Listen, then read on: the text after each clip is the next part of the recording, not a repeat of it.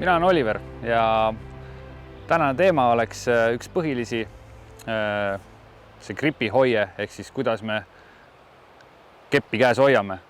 Tihtipeale aja jooksul me unustame selle põhitõe ära ja sellega seoses tasub alati meelde tuletada, et mis see siis oleks see hea ja neutraalne gripp sinu mängu jaoks.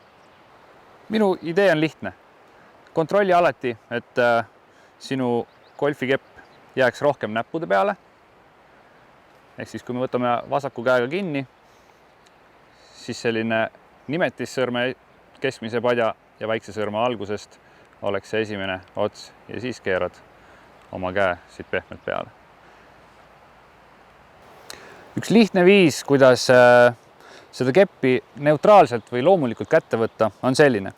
Võta oma algasend, lase käed täiesti lõdvalt rippuma siia varvaste ette.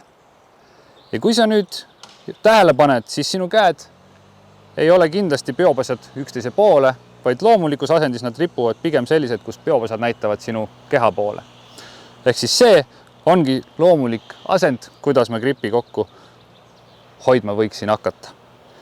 Kui ma nüüd panen siia samma selle kepi, lasen käe lõdvaks ja poetan selle kepi siia peopesa sisse, siis see ongi minu neutraalne ja mõnus hoiak, millest tuleb üks väga hea golfilöök.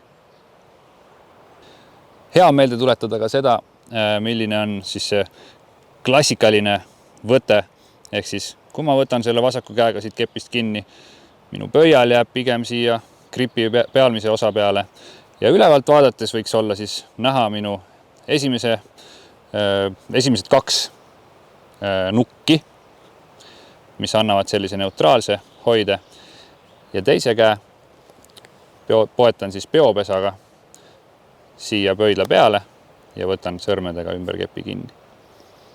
Selliselt, et minu selline näpukorts või mis me seda nimetame, näitaks mööda kätt üles õla peale.